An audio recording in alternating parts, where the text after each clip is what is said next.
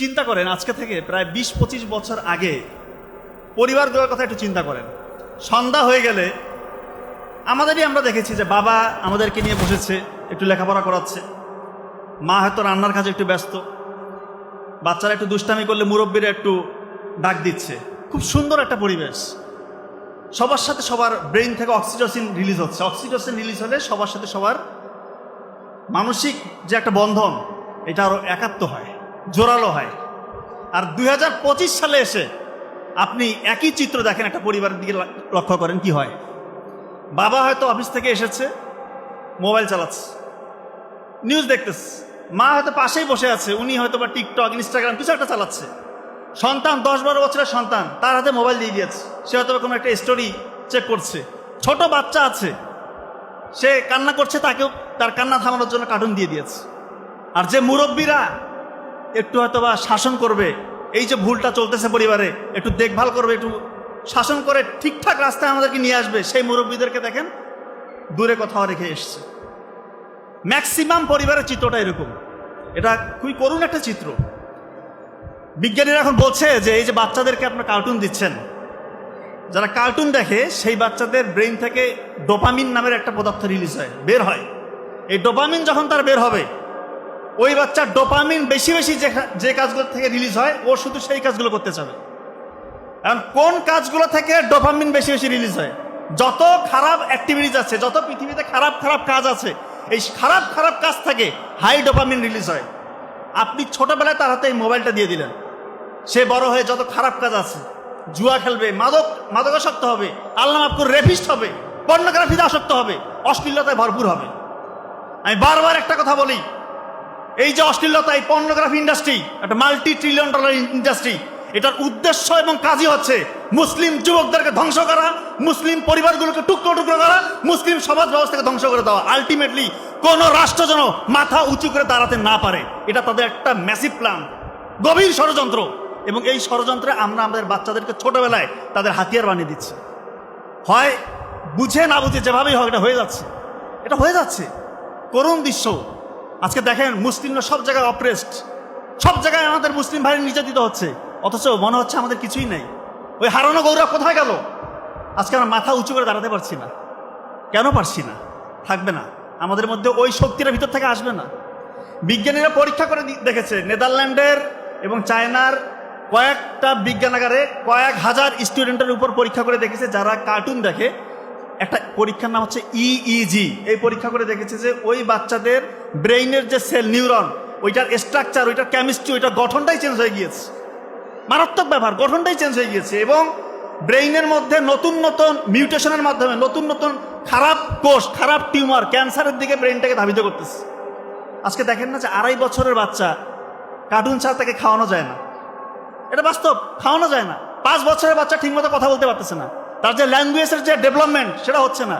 Social development, কার সাথে কীরকম behave করতে হবে সেটা সে জানে না। কারণ আপনি ছোটবেলা থেকে মনে করতেছেন সে তো বাইরে যাচ্ছে না, কার্টুন দিয়ে রাখছেন।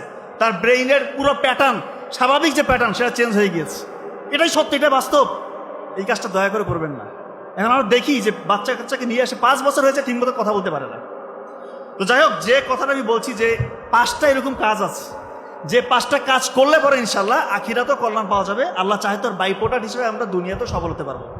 1 নম্বর কাজ, এটা আমি যদি সময় পাই ইনশাল্লাহ পরে ব্যাখ্যা করবো, তবে এটাই বলে রাখছি, কোরআন রিসার্চ করতে হবে, কোরআনে বেশি বেশি সময় দিতে হবে, কোরআন নিয়ে গবেষণা করতে হবে। সেটা কিভাবে করতে হবে আমি আমার দিক থেকে একটু বলার চেষ্টা করবো, যদি সময় হয় ইনশাল্লাহ। 2 নম্বর, রাতের ঘুমটা আগে ঘুমাতে হবে।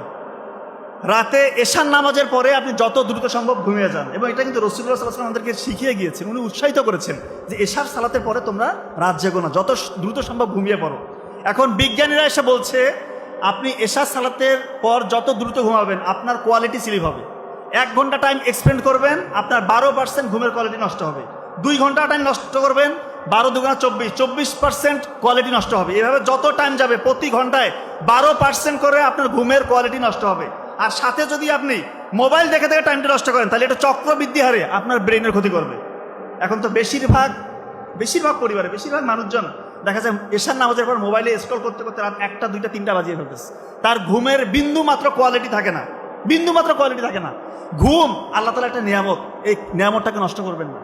ঘুমালে মূলত কি হয়, এই যে সারাদিন আপনি কর্মব্যস্ত থেকেছেন, ঘুমের মধ্যে ব্রেইন থেকে 3টা কাজ হয়। প্রিফ্রন্টাল কর্টেক্স এটার কাজ ঠিক রাখে। কি করে প্রিফ্রন্টাল কর্টেক্স? এর কাজ হচ্ছে মনোযোগ ধরে রাখা, যে কোনো সমস্যায় পড়লে সমস্যার সমাধান করা, নতুন নতুন একটা চিন্তা আসতেছে আপনার, ওই ডিসিশনটাকে ঠিক মতো মেক করা এবং আপনাদের আবেগটাকে নিয়ন্ত্রণ রাখা। এটা হচ্ছে প্রিফ্রন্টাল কর্টেক্সের কাজ। আপনি যখন ঘুমাবেন না, আপনার ওই প্রিফ্রন্টাল কর্টেক্সের কার্যকারিতা হারিয়ে যাবে। 2 নাম্বার, হিপ্পোক্যাম্পাস। হিপ্পোক্যাম্পাসের কাজ কি? ছাত্রছাত্রীদের জন্য খুবই জরুরি। হিপ্পোক্যাম্পাস হচ্ছে আমাদের যে কোনো কিছু যখন আমরা তথ্য পড়ি, শিখি, এটাকে শর্ট টার্ম মেমোরি সেন্টার থেকে লং টার্ম মেমোরি সেন্টারে কনভার্ট করে, দীর্ঘস্থায়ী মেমোরি সেন্টারে যে রিজার্ভ করে। ঘুম যদি না হয় এই কাজ করবে না। 3 নাম্বার, কনটেক্সট। আমাদের যে হচ্ছে ইন্টেলেকচুয়াল যে কনটেক্সট, এইটাকে ঠিকঠাক রাখে। অর্থাৎ আপনি যত তথ্য আপনি কিছু শিখেছেন, এগুলোকে ধারাবাহিকভাবে গুছিয়ে রাখে ব্রেইনের ওই জায়গাটা। আপনি যখন ঘুমাবেন, আপনি কখন কোন কথা বলতে হবে, কখন শব্দ চয়ন কোনটা হবে, পরীক্ষা কোনটা লিখবেন, এই জিনিসগুলো সব অর্গানাইজড ওয়েতে সাজিয়ে রাখে ব্রেনের ওই জায়গাটা। আপনি যদি না ঘুমান ঠিক মতো, এশার নামাজের পর যদি না ঘুমান, আপনার এই একটা ফ্যাক্টরে কাজ করবে না, একটা সিস্টেমে কাজ করবে না, সবগুলো কলাপস হয়ে যাবে। তার মানে এটা কি জরুরি কি জরুরি না? এশার নামাজের পরে ভাইয়া আমি বলতেছি, সন্তানরা যদি বলে যে আমি লেখাপড়া করবো, প্রয়োজন নাই, তুমি ফজরের সময় উঠো। এবং 2 নাম্বার পয়েন্ট আমার এটাই, 2 নাম্বার পয়েন্ট হচ্ছে ফজরের আগে উঠতে হবে। দুনিয়ার কোনো পরীক্ষা নাই যে পরীক্ষা তুমি সফল হতে পারবে না যদি ফজরের আগে উঠো। উঠে তাহাজ্জুদের সালাত আদায় করে 2 ফোঁটা চোখের পানি ফেলো, যে কোনো পরীক্ষা ইনশাআল্লাহ কামিয়াব। এবং ফজরের, আমার ভাই খুব ভালো বলে, ফজরের আগে উঠলে ব্রেইন থেকে আলফা ওয়েভ, ব্রেইনের মধ্যে আলফা ওয়েভ তৈরি হয়। ওই সময় যদি কেউ 1 ঘন্টা পরে, অন্য সময় 4-5 ঘন্টা পড়ার সমান। এবং আপনি দেখবেন ফজরের নামাজ পড়ে যখন আসবেন, ওইটা ফ্রেশ এয়ার, ওই যে অক্সিজেনটা একদম ফ্রেশ অক্সিজেন, ওইটা আমাদের প্রতিটা কোষে কোষে যায়। শরীরের মধ্যে কোটি কোটি ট্রিলিয়ন ট্রিলিয়ন কোষ, প্রতিটা কোষকে উজ্জীবিত করে নতুনভাবে, একদম তাকে মনে হয় যে সজীবতায় ভরে যায়। এবং সূর্যের আলো লাগাবেন সকালবেলা, সূর্যের আলো লাগালে আমাদের ভিটামিন ডি ন্যাচারালি আমরা তৈরি করতে পারবো, আমাদের ইমিউনিটি বেড়ে যাবে। আমাদের দেখা যায় সেরাটোনিন নামের একটা হরমোন আছে, যদি সূর্যের আলোর সংস্পর্শে আপনি প্রতিদিন আসেন, আপনার সেরাটোনিন নামের একটা হরমোন রিলিজ হয়। সেরাটোনিন হরমোন হচ্ছে ভালো লাগার হরমোন। এই যে অনেকের অযাচিত কারণে আপনার মন খারাপ থাকে, হতাশা, অ্যাংজাইটি, স্ট্রেস, এগুলো কেটে যাবে। প্রতিদিন সকালবেলা 9টা-10টার দিকে একটু আপনার রোদ লাগানোর চেষ্টা করবেন। 3 নাম্বার পয়েন্ট, ভালো খাবার খেতে হবে।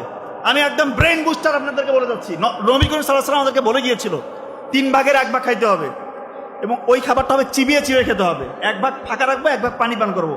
আমরা তো এখন পেটটা ভইরা খাই, এই পর্যন্ত খাই, এটা করা যাবে না, এটা আনসাইন্টিফিক। তো 3 ভাগের যে 1 ভাগ খাবো, এই 1 ভাগ খাবারের মধ্যে আবার 3 ভাগের 1 ভাগ আপনার কাঁচা খাবার খেতে হবে। কাঁচা, যেমন সালাদ হতে পারে, ফলমূল হতে পারে, এই খাবারগুলো খাবেন। কাঁচা খাবার খেলে আপনার ইমিউনিটি বাড়বে, রোগ প্রতিরোধ ক্ষমতা বাড়বে, ব্রেন ঠিক মতো কাজ করবে। আর একটা ব্রেন বুস্টার মহা ঔষধ আমি বলে দিচ্ছি ইনশাআল্লাহ, বেলের পাতা। বেলের যে পাতা আছে এইটা শুকাবেন, মানে বেলের শরবত খান না, ওই পাতাটা শুকিয়ে গুঁড়া করে ঘি দিয়ে ভেজে খাবেন। আর একটা হচ্ছে মধু এবং কালোজিরা। আমরা সবাই জানি কালোজিরা হচ্ছে যে কোনো রোগের মহা ওষুধ, মৃত্যু ব্যতীত সকল রোগের সেবা দেওয়া আছে এখানে।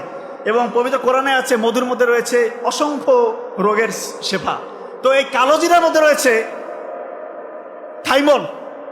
এটা আমাদের ব্রেইন শুধু না, পুরো শরীরের যতগুলো কোষ আছে এগুলোকে প্রোটেকশন দেয়, আমাদের রোগ প্রতিরোধ ক্ষমতা বাড়ায়, অসংখ্য অসংখ্য সংক্রমণের হাত থেকে আমাদের শরীরটাকে রক্ষা করে। আমি তো বলি, যারা সামনে লেখাপড়া করবেন, ডাক্তার হবেন বা বড় কিছু হবেন, আপনারা এই কালোজিরা নিয়ে একটু রিসার্চ করার চেষ্টা করবেন। অবশ্যই আমরা কিছু থাকবে, যেহেতু রাসূল সাল্লাল্লাহু আলাইহি ওয়াসাল্লাম বলে গিয়েছে যে মৃত্যু ব্যতীত সকল রোগের সেবা রয়েছে, তার মানে এখানে অবশ্যই এমন কিছু আছে। হয়তো বা এখন বিজ্ঞানী আবিষ্কার করতে পারছে না, সামনে আবিষ্কার হবে। এর জন্য কালোজিরা নিয়ে একটু চিন্তা করবে। আর মধুতে রয়েছে ফ্লাভোনয়েড এবং পলিফেনল, ফেনোলিক অ্যাসিড। এটা মারাত্মক সুপার অ্যান্টিঅক্সিডেন্ট।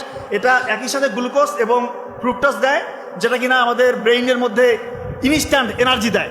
এবং এই দুইটা যখন আপনি একসাথে খাবেন, আপনি ইনশাল্লাহ আপনার ব্রেইনের ক্ষমতা যেমন বাড়বে এবং আপনি হাজার হাজার রোগ থেকে ইনশাল্লাহ রক্ষা পাবেন। আর সর্বশেষ কথা, কোরআন নিয়ে, পবিত্র কোরআন নিয়ে আপনি একটু রিসার্চ করবেন। পবিত্র কোরআন যখন কেউ তেলাওয়াত করে, গবেষণা করে, তার ব্রেইনের মধ্যে অক্সিডেটিভ স্ট্রেস, তার অ্যাংজাইটি, হতাশা, সবগুলো আল্লাহ চাহে তো ইনশাল্লাহ ধীরে ধীরে কমতে থাকে। তো ধন্যবাদ সবাইকে। আসলে সময় স্বল্পতার কারণে আর বেশি কিছু বলতে পারলাম না। এই প্রতিষ্ঠানের উত্তরোত্তর সফলতা কামনা করছি। সবাই ভালো থাকবেন, ধন্যবাদ, আসসালাম।